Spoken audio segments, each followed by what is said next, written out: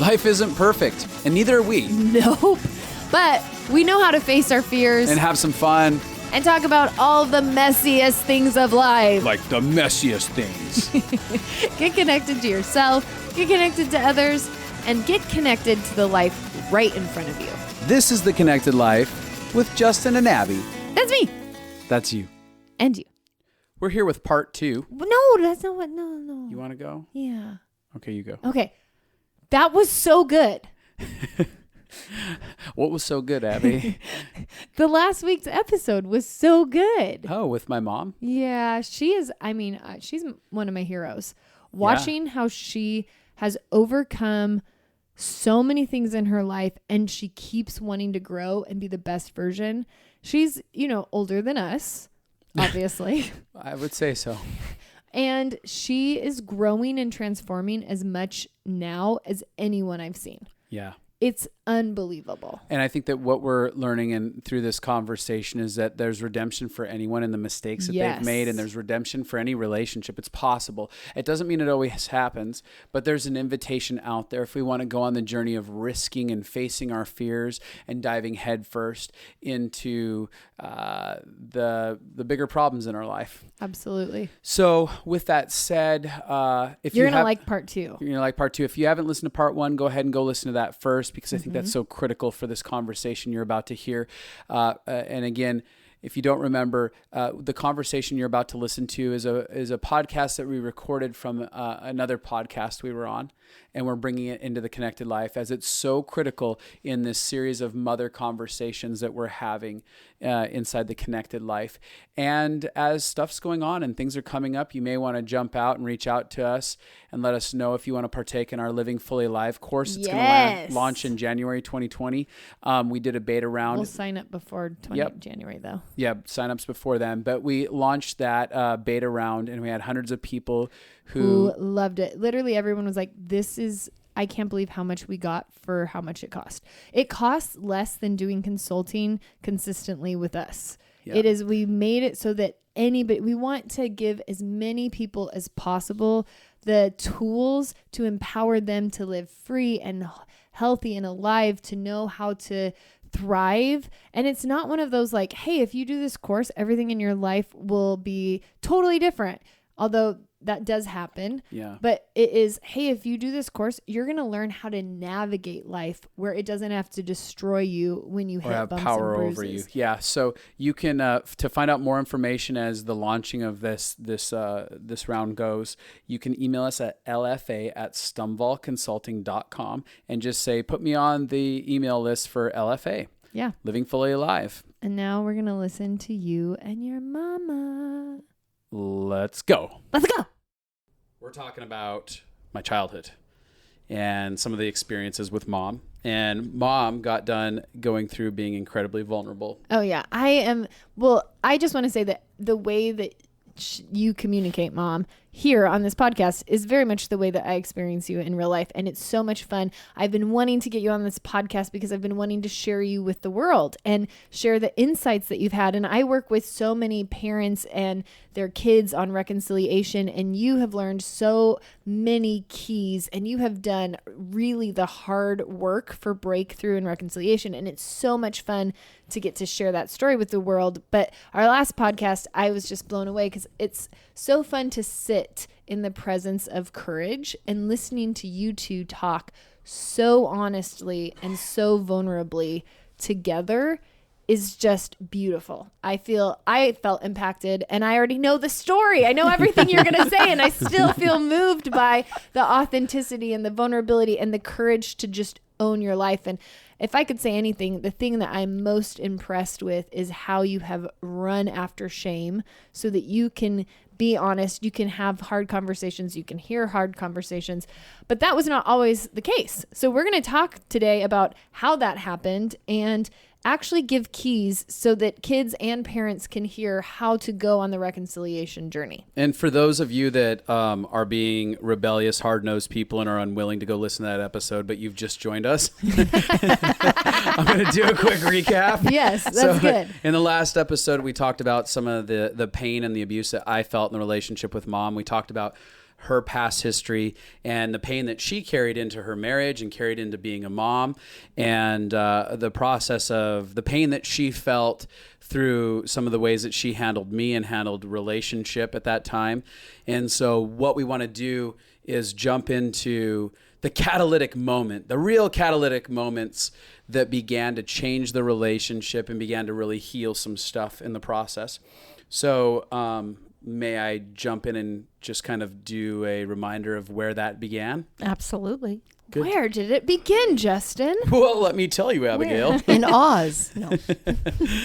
Well, Abby and I, we got married and we ended up... What? Yeah, that happened. Spoiler alert. Mm-hmm. And we ended up, after our first year, moved in with mom and dad for 7 months. And Yay! that was like Disneyland. Yay! It was like being stuck on It's a Small World ride over and over again. Or a roller Yes. coaster, the wild roller coaster. And during that time... Or an alligator's mouth. One of those. Being stuck in an alligator's mouth. Yep. Yeah. And so that ended up kind of setting fire in a good way to all of our feet to have to run towards having honest conversations and dialogues about life that we had been avoiding for years due to shame and just not knowing how to do it.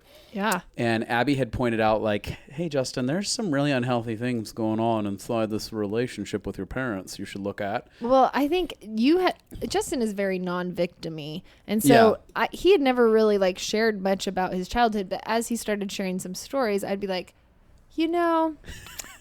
my mom never did that. So that feels a little like maybe that's unusual. Or so I started to point things out. And I think you really had never realized. And I just want to say I normalized everything. I Yep. thought everything was very normal. I think that in any circumstance, we think our situation is normal. And that's the beauty of marriage, because Justin did the same thing to me. He was like, yeah. Abby, your family is not normal. There are crazy things. And you're like, that's crazy. And then you start to realize your own crazy. And so I helped you realize your own crazy. You're welcome. Yeah, you're welcome too.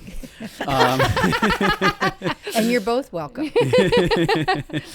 So what ended up happening is I began the process of trying to have some conversations with mom. And I say trying because there were some pretty hard walls I ran into. It was a wall? I think it was a landmine when it first started. And when I first came to you, I was like, hey, Mom, I want to talk about my childhood. And there was things that really hurt. And you're like, that never happened. Or why are you bringing this up again? Why do you have to throw this in my face? Pretty much. Or Don't you know I feel bad? I think there was also like, I dealt with my stuff on my own. You can figure it out on your own.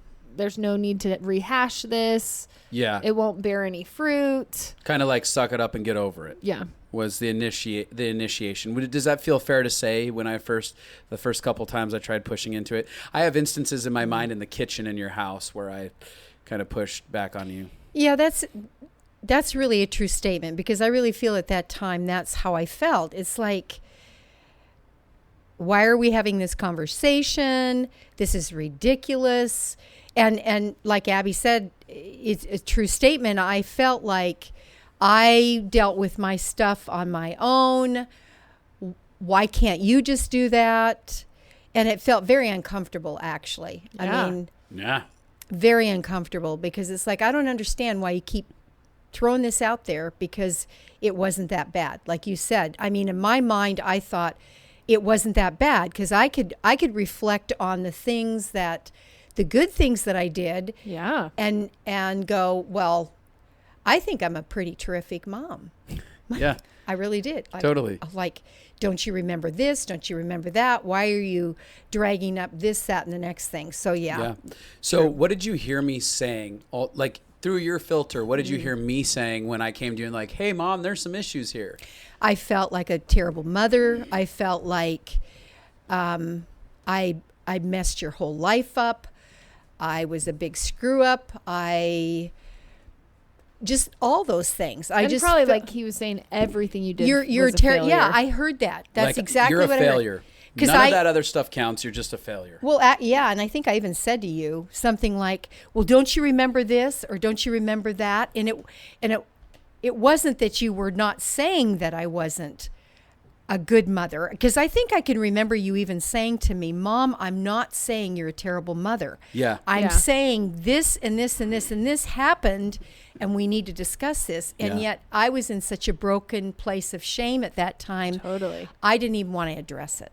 And I think that's pretty normal. Almost everyone, when someone confronts them, shame always says, they're saying you're a failure and you've done nothing right. Uh-huh. And then what we want to do is we want to defend ourselves. No, I did this and this and this right. But look, I'm really lovable and I'm really good. And let me show you why I'm really good. What about all this? But what happens is when you share that about who you are, it feels like you're invalidating the other person. And so then they never get healing and you don't get healing and it just keeps going. So keep talking about what happened. Did you have thoughts there, Mom? Well, yeah, and I just pretty much wanted it to go away. And at that time, I pretty much wanted you to go away. Just saying, if you didn't know then, you do know now. Because I knew then. We knew, yes. Because I didn't know how to navigate any of that at all. I was so unhealthy. And back then, I would not have ever said I wasn't unhealthy. I thought, I'm the adult here. This is my home. I know that I did da-da-da-da-da. And I just didn't want to go on that journey. It's like, how dare you talk to me like this in my home? Exactly. So what it ended up leading to, there was a transition when we were about to leave the house, and Mom. Well, can I share a quick story? Yeah, go. So I remember I went to, so we had been going over this, and I think actually I had a conversation with you once, Mom, where you had said, I don't know why Justin has to go through this with us. And I think I had said, well, Mom, you didn't have people to go through it with you, but then you ended up really hurting some of the people. But so I think you were trying to, and in all fairness, it was a lot. We moved into your space. There was so much going on around the moment. But I remember we went home for Christmas, home to my family, because we were home at your family. But we went to my family for Christmas, and I ended up, it was so random. I had this conversation with my dad where I ended up telling him about he was really angry when I was a kid. And I ended up telling him, like, hey, it felt like I was never good enough. And no matter what happened, you would always be angry. And I just started sharing my heart with him. Now, my dad, growing up, it had felt very much like he never took responsibility for anything. So if you said, like, that hurt my feelings, he'd be like, well, I'm just the worst dad, aren't I? Or, well, I'm so bad. And then he'd leave, or he'd be like, well, your mom made me do it. Or, like, there was never any ownership. That's what happens with shame, is you just blame. Yeah. And so I went home and I shared this with my dad. And for the first time in my life, tears rolled down his face, and he just looked at me with so much compassion, and he validated it. He said, I bet that is what you experienced as a kid. That was never what I wanted. I was angry with your mom, and I could see that you would think that that was at you.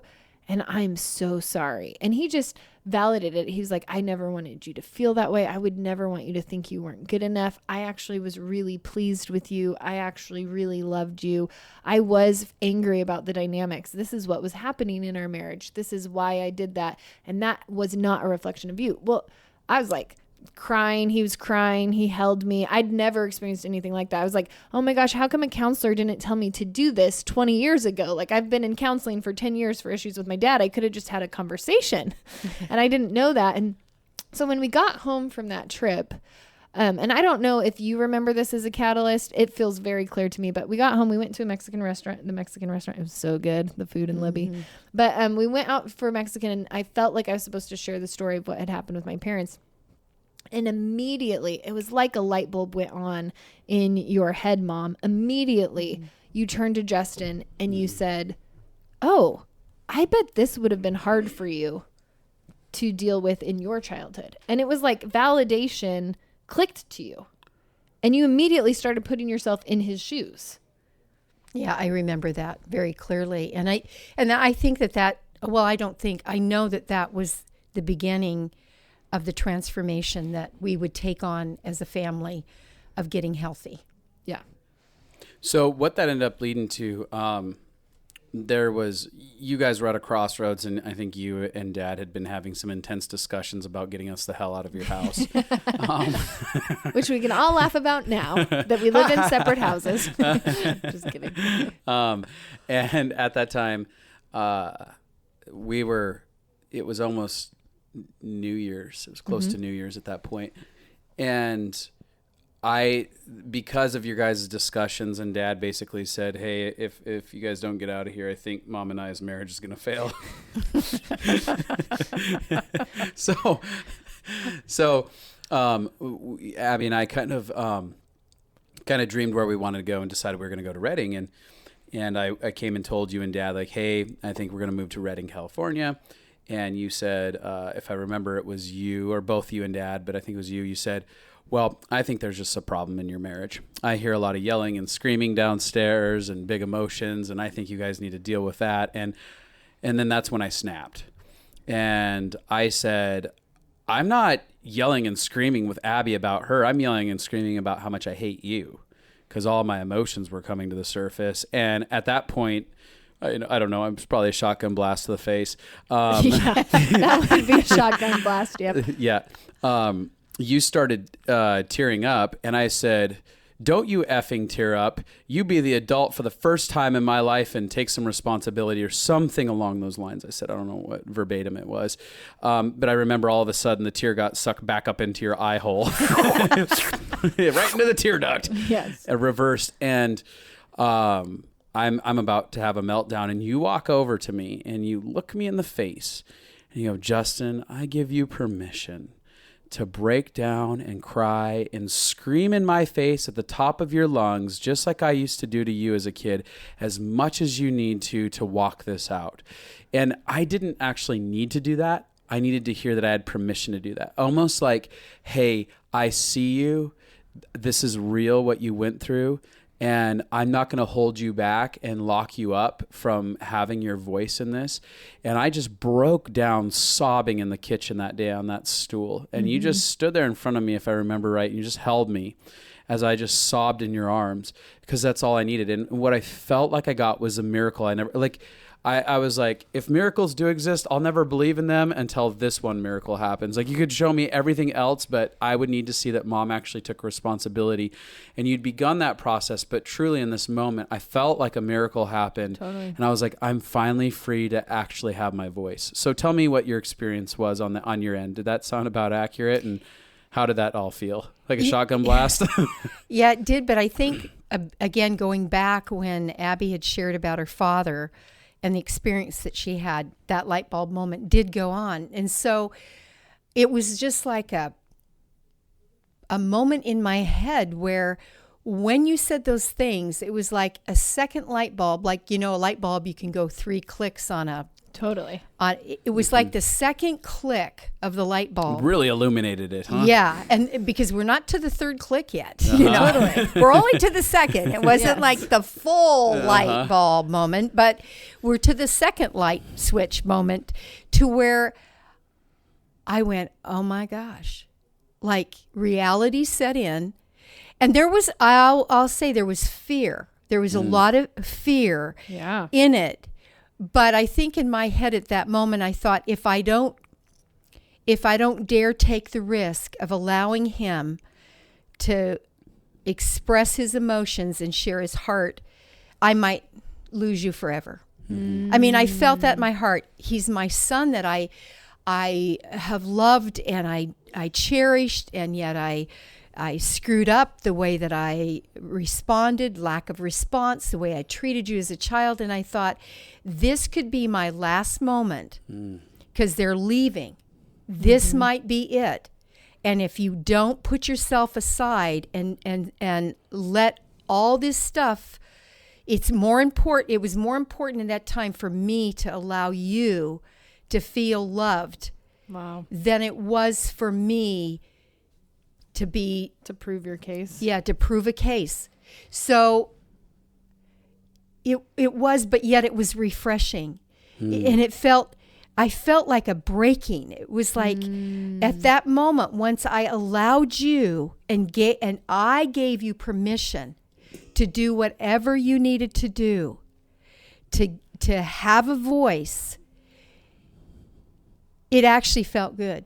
Totally. After I got to that place, it was a little awkward at first, because to watch you as a mother weeping as a grown man and feeling those emotions, because I grew up, buck up, like we talked earlier, don't show your emotions, stop crying. So it was an awkward moment, but a good moment at the same time for me, because like I said, I'm seeing my adult son weeping, and my mother button clicked in for maybe the first time in the right way. I mean, there were other moments of it, but it was like this mommy button clicked in, and it's like, he's not an adult man anymore. He's my little boy. And I need to come and mother him and nurture him. Exactly.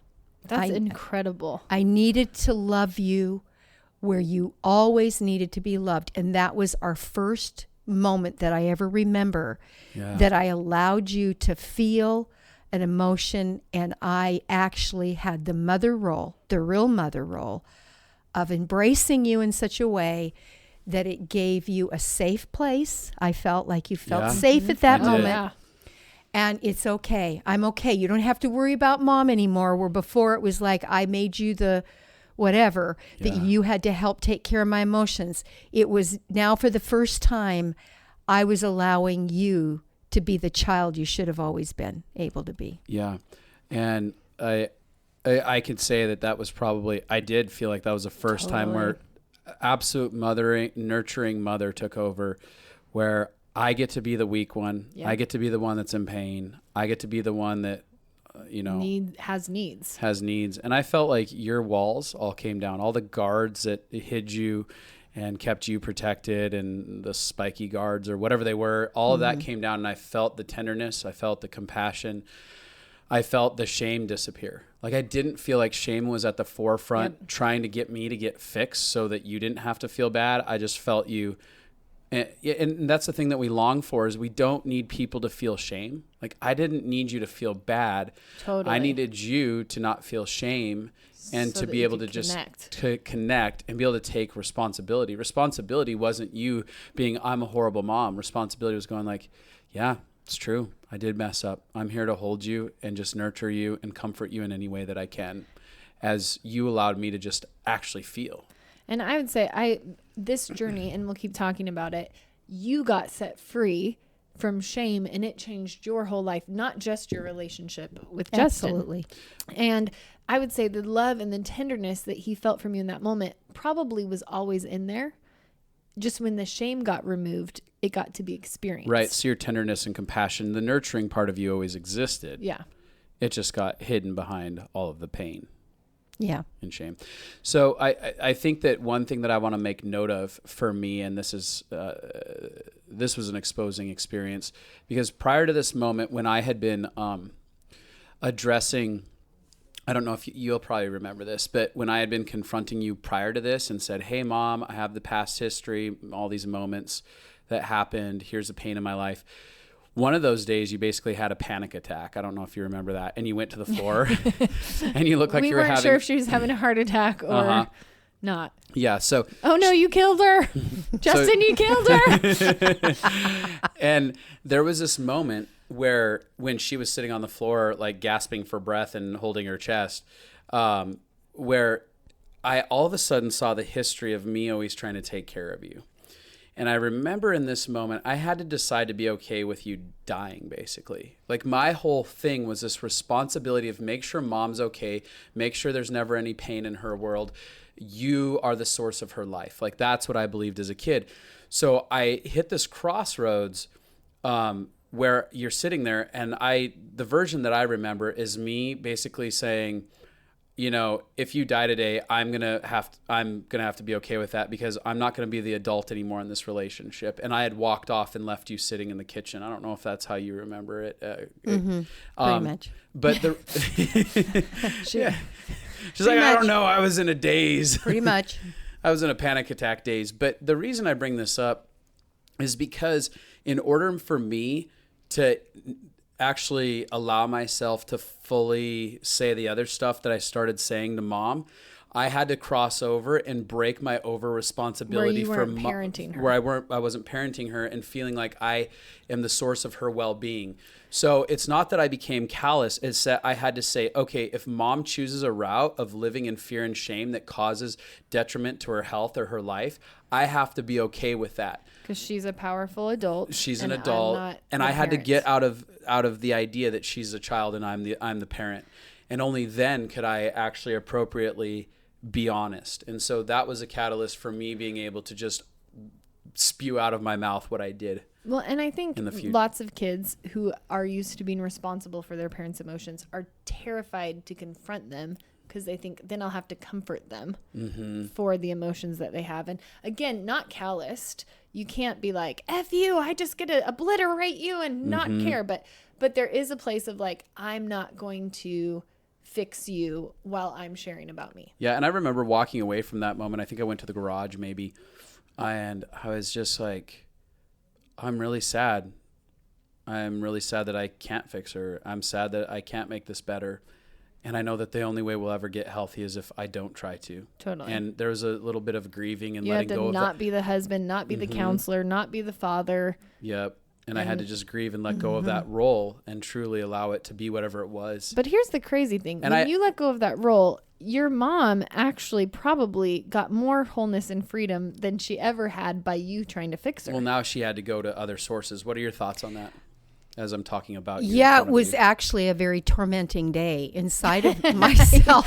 I can imagine. Obviously, like I'm almost hyperventilating and because I'm not understanding all of it, but I knew that it needed to come to that point. And I'm so thankful for that day because in a roundabout way, because Justin stood up and was a take charge young man of himself, it actually set me free some more because I needed to take a look at the overall picture of Barbara and where I was not heading. Yeah. And it was so unhealthy and it was so uncomfortable, but it was literally transforming that day. And to be quite honest, I mean, I felt abandoned at the moment because it's like the person that I can look to the most. Yeah. Because anytime I would ever talk to your dad about that, he didn't have a language back then either of how to even make it right. He just was like, it'll be okay, it's fine. It'll be okay. Just calm down. Here, I'll give you a Valium. No, not really. I probably needed a couple, but don't have a heart attack, like let's go get you some medicine or something. And it was, looking back now, for those of you that are listening that are scared to the confrontation in that place, let it happen. Let it happen. Don't let those kinds of things literally steal one more moment of your life. Because really, when you think about it, we were created for relationship. So good. And honestly, if we don't have one another in healthy relationships, then what really do we have? What really is our purpose here in life? Yeah. We can keep going through life every single day and just barely making it. But when you allow yourself to feel, to really feel and to get the truth is, what is that truth? And having moments of light bulbs going on that you at the time you feel like it's going to be the worst, and yet it's the best. Mm-hmm. Yeah. And it really is empowering because I never really realized I was so powerless to all the stuff that was navigating a course that I was never meant to go down. And so looking back now, thanks, Justin. Thank you. I love you. Aww. I love you. I love you too. I love you. Because it was really a defining moment, another defining moment. So, and I will say, it's so true. I've seen you more empowered. And that happened in my relationship with my parents. When I stepped back, they actually had to become powerful. But what I will say is, not every parent takes the invitation. So you took the invitation. It was incredibly painful. You took the invitation and you decided to like 2 Valiums. Hello. Totally. Get her on drugs. Just get her on drugs. Medicate her. So she'll say anything. So talk about so then what did conversations between you guys look like? Well, yeah, because I think that there was a 2-part healing process that happened. We're having healing hand in hand. One of the things that I watched you proactively do is you said, hey, as many times as you need to have conversations with me about the pain that I caused, I am open for that, to do that dialogue. Mm-hmm. And so I repeatedly... I would say like you've probably had 30 conversations. Yeah, in the journey. In the past 7 years, 8 years. Yeah. And over and over again, you've sat down and just said, hey, you're right. I did. Like, you on your own said, I failed you as a mom in these areas, and I failed you as a friend, and I failed you in these, you just admitted to it and took responsibility, and you were a safe landing place for me to just cry. Like, I remember a couple handfuls of times where I just cried, and you were like, I'm sorry, sweetie. I'm just here to listen. And I know a lot of times you would say, oh, I'm so sorry. And I could imagine that's how you would feel. But you also would say, this is what I would have wanted. I've heard you say, like, as a kid, I wished you would have known this and this and this. So you actually spoke truth over him. Of what you really felt about me. Yeah. How you really saw me and what you really wanted for me. Yeah. That was really big. Talk about what it has been like for you to have confrontation after confrontation after confrontation. Well, I'll just say this. Each time it gets easier. So good. It gets easier. So if you're thinking it's going to stay stuck over at the Valium time, it doesn't. Totally. It gets easier because when you open up, when you allow another person to open up and you also open up, it's like taking a flower that's the bud. And it gets more beautiful each time you look at that. And it's the fragrance that comes off of it is incredible, because a bud, you don't smell it as much, because when you get to the sweet spot in the center of it is really where the full fragrance is at. Yeah. So each time I could see, oh, this is okay. Mm-hmm. This is okay. It's not frightening. It's not like I'm not going to fall off the face of the earth, or I'm going to do okay with this. And I could see where we were building relationship now. Mm-hmm. Yeah. We're building a bridge rather than tearing it down and building a wall. Exactly. Right? Where it felt like, oh, this is the way it should have been all along. Okay, now I'm getting it. And it was an okay place, because, again, I'll just say that Justin was never, ever, all he wanted was for us to have a mother-son relationship the way it was always meant to be, because we all have baggage. We all have stuff. So on the journey of doing that, each time it got better and better. And then I realized more shame came off, more this came off. And so actually you taking more ownership freed you up more. It did. I realized I had an epiphany one day where all of a sudden I realized, in the process of allowing Justin to share his heart and to allow myself to be the mother, that I realized I probably did like a double take, like, whoa. In my head, I went, you don't feel this anymore. Wow. And I realized that because of allowing him to speak his heart, I, at the same time, was getting healthy. Wow. Because it's important, because when we go on a journey with someone, it's not just about their journey, because it's about both of you. Yeah. And when you allow the both of you, and you allow that other person to have a voice, and it's not like Justin didn't allow me to have a voice either. Yeah. I mean, we've processed really well together. But when I learned the language, and I learned that it's okay, relationships can be messy, but for the most part, when you allow all that to happen, we come alive to who we should really be. And not only can we navigate our relationship better, but every relationship down the road becomes better. Yep. I think the biggest thing too is, like, part of the freedom that we access when we're doing this comes through facing fear. Yeah. Like, fear is what debilitates us and keeps us trapped and shut down. And over again, here you are facing major fears. And so once you realize, like, fear doesn't destroy me, the worst case scenario happened, and I made it through. And I made it through. And I didn't die when I was sitting on the floor. I didn't have a heart attack. Just give me the value. No. Well, even like you realized, oh, we can do confrontation. That doesn't mean we're ending relationship. And that's the big we're thing. walking away. Like we can actually talk this through and stick. Because the idea for most people, the idea of confrontation is the beginning building blocks to the end of the road. Yeah. And rather than, oh, this is the beginning of the bridge that's going to bring us and unite us back together if we're both faithful at sticking in this. Right. Well, and then going back to, like I said earlier, that moment was, if I don't do this, I will lose him forever. Yeah. And if you looked at that, that's fear as well. And you might have been right. I'm just kidding. I didn't. No, it could have been the crossroads. Yeah. I may have been at my biggest could breaking have been point. because no parent, good, bad, or indifferent, wants a severed relationship with your child, no matter what that looks like. Yeah. So I needed to grow up. I needed to get over the shame, the fear, the controlling things to allow us to be healthy. What was going on inside of your head and your heart in your quiet time outside of those moments? Like your epiphany moments or whatever. Give us a little bit of insight if you have any on that. I think I probably sat and reflected back through. I had moments where I would go back in life and I would really try, because at times when Justin would tell me, Mother, this happened, and I literally would go, I don't remember that. Because there might be some of you sitting out there going, I didn't do that. I don't remember that.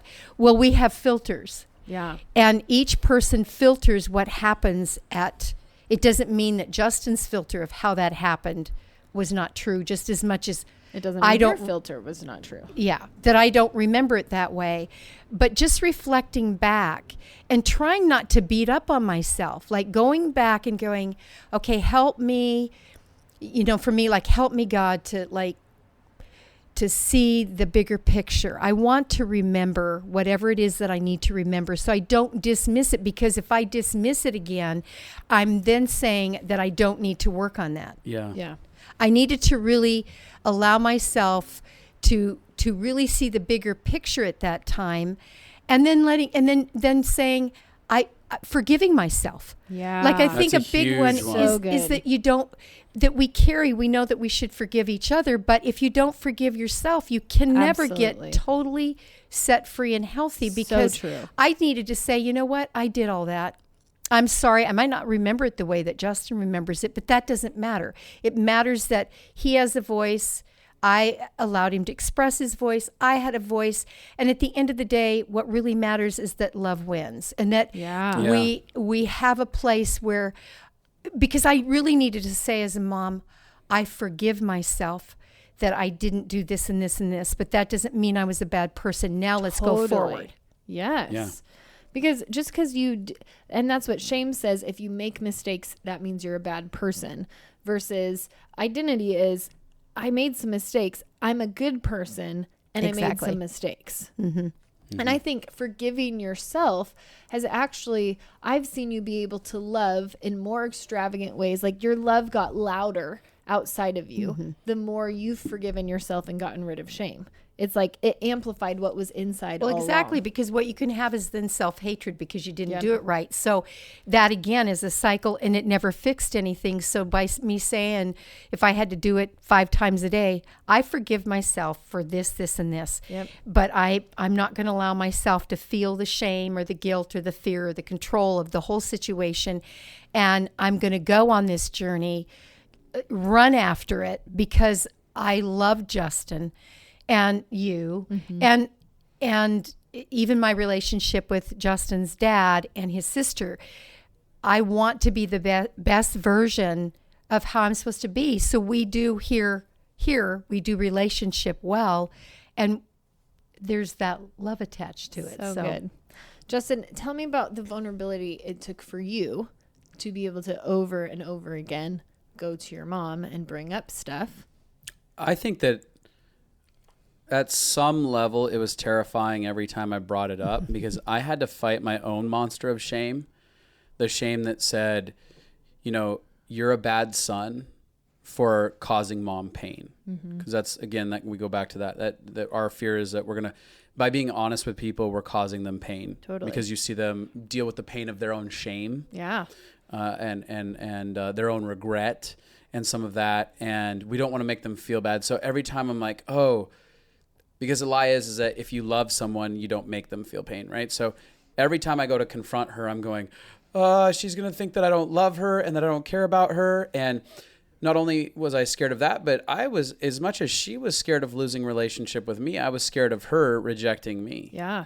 Because it felt like, at some point she's just going to turn the off button, throw the off button and go, no more relationship. Totally. And it's also was scary because you can go for years in a circumstance and believe you're the problem. Totally. So for years, I believed if I'm just better, if I just change who I am, maybe mom will be happy. I'm clearly the problem. Mm-hmm. So when I actually start confronting her, I'm like, well, what if I'm wrong? What if I really am the problem? What if I'm, telling her about my emotions and it was all me? And, so then I feel scared of doing that. And so, every time it got easier and easier, obviously, just like she said, for her to receive it, every time it got easier and easier for me to call it out. But still, there was a twinge of, anxiety each time.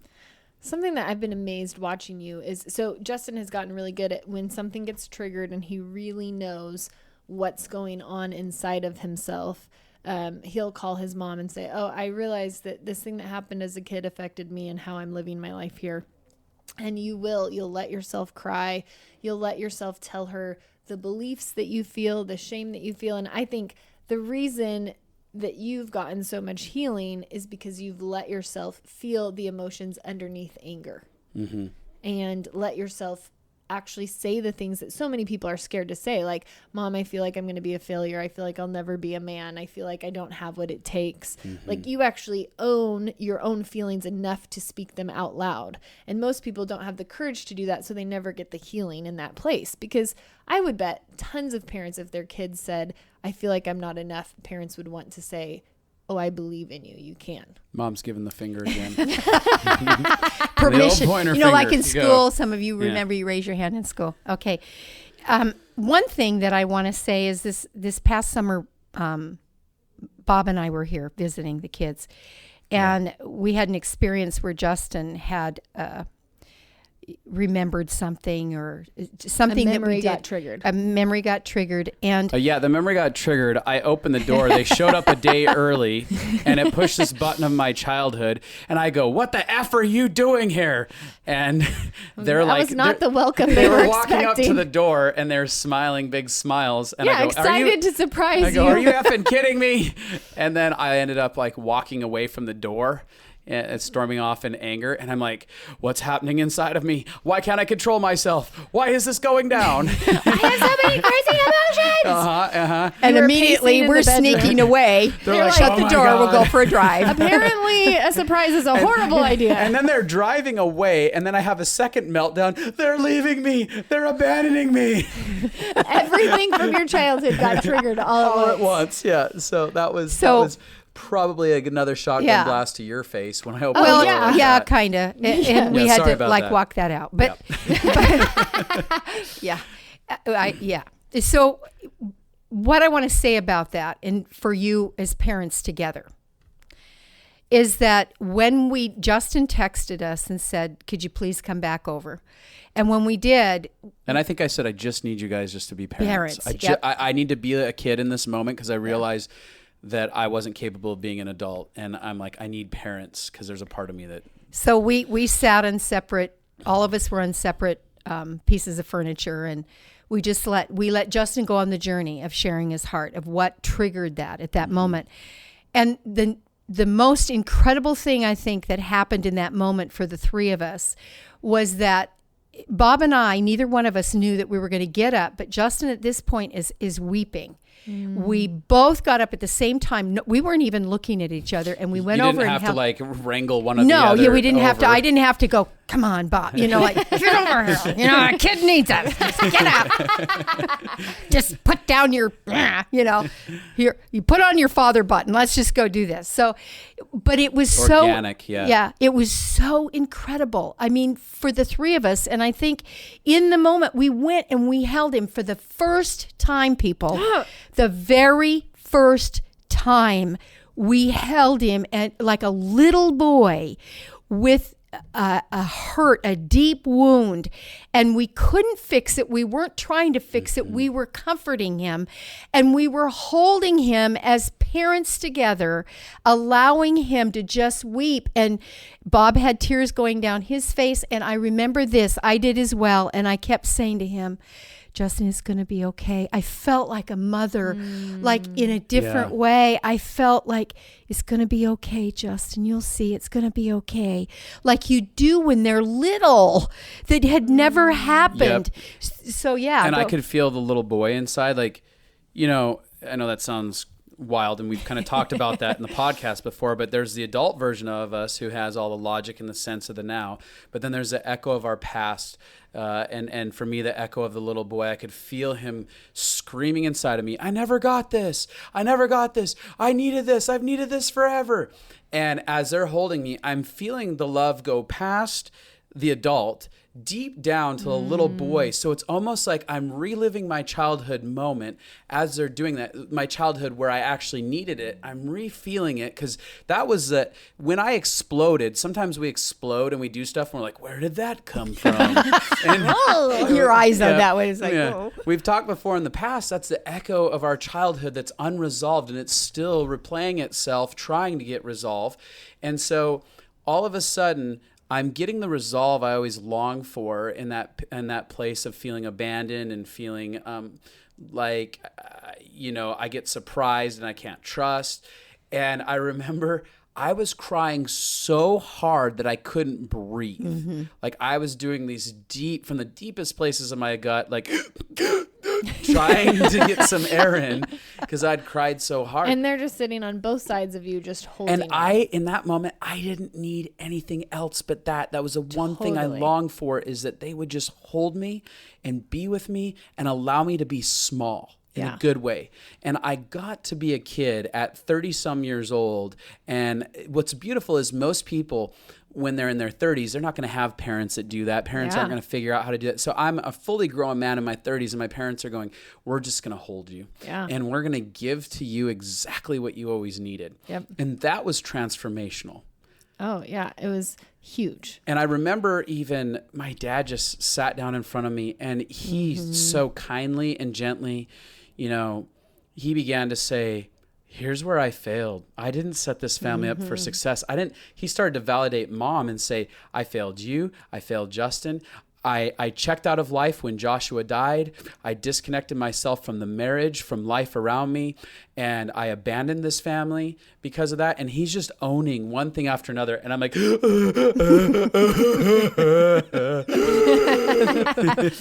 That's real. And it was amazing what he felt. I felt zero shame from Dad in that moment, as much as I felt zero shame from you. Yeah. And just pure ownership. And love. Well, you go ahead. It felt even transforming for me as well, because it's the first time your dad and I think I connected with Dad in a way and saw the real dad, the real husband. Like I thought, he's my hero. Like he was, like you said, he was taking ownership for everything, where before he'd kind of a little bit and pass it off because he felt awkward too. He didn't know how to handle emotions. And for him to not feel like he went with the moment as well. Yeah. And let you feel your emotions instead of trying to fix it, like he sometimes has tried in the past, because that's what men do. They want to fix it. They get your toolbox out. Let's go. Guilty as charged. Let's take the toolbox. Where's the wrench? But anyhow, he didn't do that at all. He didn't try to cut. He didn't try to give you anything. He just held you. Yeah. And that was the most incredible moment for the three of us that we've ever experienced to date. I absolutely agree. And he was able to step into his, had I never stepped out of the role that I was in, he could never have filled the role of partnership with you. Yeah. Right. Like, it was especially key that I started moving out years ago, so that made room for you guys to have to deal with marriage, face things, so that you could step into this place and go, yeah, we're the parents. And we're in partnership. Say this is big risk often brings great rewards. So it had you, like you're saying, you had the most incredible moment you've ever had. Well, I usually could have exploded and been, get the hell away from me. I don't want you to touch me. I could have had a negative response, which is why we're scared of risking, because someone could respond poorly. But you guys had big risk and came over and said, well, we're, organically did it. Yeah. And well, I'm just saying, even in general, like it's been a process. So this has been 7 or 8 years of working through this. So you guys are pros now at Justin's emotions. Probably took you a while to figure out. But just thinking like the beauty so outweighs the pain at the beginning. Exactly. So the anxiety attack at the beginning and the almost getting kicked out and all of the craziness at the beginning. I look back at that season that was so hard because we were doing confrontation after confrontation after confrontation. And to me, that is one of the most fruitful seasons to date because so much breakthrough came from that. So I just want to encourage people, even if it feels hard in the beginning, I tell people. It can feel like it's never ending. It can feel right? hard. Like, this it can is feel never like going to it's not gonna change. Fix things. It can feel like it's messy and broken. But we have to remember, we go 20, 30 years of effing up our lives. Totally. And to think that's got to be solved in 1 year of a couple conversations is not realistic. Oh, yeah. And we have to have patience and grace for ourselves and those around us to rebuild something that's been torn down. I just want to encourage you listeners, parents, please don't put a time limit on it. So good. Go on the journey because you'll understand. I understand so much more today, and I'm so free as a person. And I know a lot of you want to be free too. Don't put a time limit. Don't put, well, we've been doing this forever. Just let it happen and just go with it, because there's nothing better than to get completely set free and have the freedom of family and love and relationship. So good. That if you put a time limit on it and say, well, you can only tell me 4 or 5 times and I'm done. I don't understand why you keep telling me this over and over and over again. And sometimes Justin used to kind of give me the same thing. And it's like, so early on I used to think that, but I realized again that on his journey of processing that, I was being set free from all my torment inside. Yeah. So it's all good, people. Yeah. Yeah. I have two things really quick. Yeah, we got to wrap it up. Yep. But I want Mom to do something. So I'll go ahead and give me your 2 things and I'm going to have hers. Okay. Well, one thing you said about that story is you guys didn't try to fix Justin. So I just want to kind of cover a couple keys for if you do confrontation or you do reconciliation. So things that I've seen happen that really helped him. So you didn't try to fix him. Key number 1, parents, you don't have to try to fix your kids. I think that's why you had a light bulb when I told you about my talk with my dad. It wasn't that my dad had to fix things. He just had to validate me and love me through it. And that's all I needed. I don't need my dad to feel bad. I don't need him to feel guilty. I don't need him to figure out how to fix it all. I just needed him to say, oh, I can imagine that's how it would have felt. I'm so sorry. This is what I would want for you. And I take ownership. I was angry, like admitting it. So not trying to fix, staying with it. What are keys that you guys think? Mom? Well, that of course, key. Yeah. Both those. And forgiving yourself. Yes, forgiving. So that you can get the shame out of the way. Yeah, because if you don't, you're going to stay stuck. Accepting yourself, accepting like, I accept I created pain here. But that doesn't mean I'm bad, and it doesn't mean I have to stay that way. And I'm going to forgive myself for it is going to open a lot of that up. Yeah. The other question I had for you is just say how you processed, if he would tell you something and it didn't feel real to you, could you still validate it? Absolutely. And why? Talk well, about that. because in the moment, it doesn't mean that in that very moment. I had to process at times, even when he said that, and I totally didn't get it. Yeah. But I validated him. And then I went back into myself and would say, okay, now show me. I need to know what part of it I'm not getting. Yeah. And so by spending some quiet time with myself. Yeah. Excuse me, that I could, I got revelation. Yeah.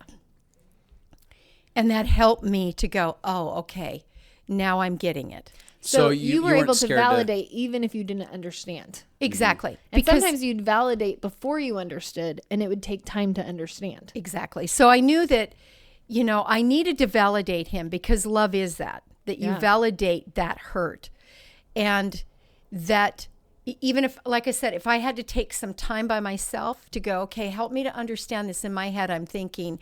And then on my process, oh, now I get it. Now I get why he needs to do that, because it's not a quick fix. 1 or 2 times isn't. It's a process. Yep.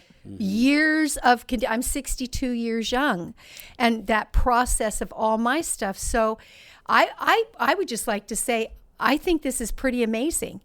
In 7-8 years, that all my life history is because of what Justin and Abby have taught our family through how they counsel and how they have good tools to help you to recognize the things, has really been the key ingredient separate from Bob and myself. And it's helped our relationship. Our marriage has grown in leaps and bounds because now we have the tools to be able to process well with each other and get healthy in that as well. So good. So the last thing I want you to do as we wrap this up is there's been, there's some kids that that have had painful experiences with their moms, that have never had necessarily heard a mother say, hey, I'm sorry for what I did to you. And they may never be able to get that with their moms, that they may need to hear someone just kind of validate the pain or their journey. Do you think that you could maybe kind of stand in proximity for moms who have caused pain inside of people's lives and just maybe validate their process? Absolutely. I just want to say to those of you that are listening that have had exactly what Justin just said, I want to say to you, I'm sorry for the times that I didn't listen. I'm sorry for the times that I was angry. I'm sorry for the times that I called you names. I'm sorry for the times that I slapped you, or maybe even if you were beaten. I'm sorry for the times that I ignored you and I wasn't there for you. I'm sorry that you didn't have the mom that you needed. And I just release you from that. I just want you to feel the love that you didn't get from your mom that would help you to be better. And how about those people that felt like their moms treated them like spouses or treated them like equals? Because I think there's a lot of them that have felt the weight of that and haven't been released from that. I just want to say that I'm sorry to you if I made you my husband, if I made you my best friend, if I made you my confidant. I just want to say I'm sorry. Can you forgive me for those times that I made you be an adult when you needed to be a little boy or a little girl, where you just needed me to love you in such a way that you could be held and loved on, and that you could tell your things that were happening in your life instead of me telling you my things and making you the adult. I just release you from that pain of that. And just the loving part of that. I just release you into the fullness of that. And they probably need permission to have a voice. I just release you to have a voice, that you will have the courage, if your mom or your dad, whichever it is still in your life, if they're there, that I give you permission to have a voice, to have the courage to go to them as you've listened to this podcast. And there might be some of you that don't have the language yet. I would encourage you to get with somebody that might have the language to help you to do that. But it just starts with, when this happened, this made me feel this way. To empower you to be the most powerful person that you were meant to be. Yeah. Thank you for that. So those of you who have been listening as Mom just shared that stuff with you, we give you permission to actually take that to heart and allow that to feel like that's truly a mom in your life, standing and owning up to the things that you've needed for so long. And I just want to tell you all that are listening, as some of you are probably being really stirred with some big emotions as you've listened to this journey, listening to the exposing nature of how we're sharing our own lives and it's, again, it's push some buttons. I just want you to know that we love you and that you're not alone, and that there's so many people like you who are feeling a lot of the things that you're feeling right now.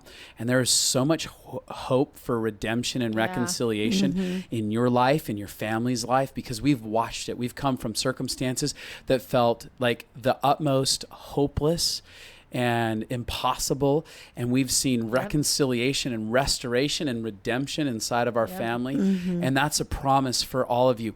And it may come in different ways. You may have parents that passed away and you can't personally talk to them, but there's a redemption and a reconciliation that's going to hit your heart, hit your life, and where you're going to feel loved again, and you're going to feel mothered and fathered, because people are going to be brought into your life to redeem all of that was lost. So I just tell you today that there's so much hope, and that there's a promise. As you listen to what we've obtained, it's accessible for you as well. So I just want to thank you for joining us and being willing to listen to our banter, as well as some of the big, heavy conversations that we've had. And we have a lot of hope for you in your life as you move forward. So thanks for joining us.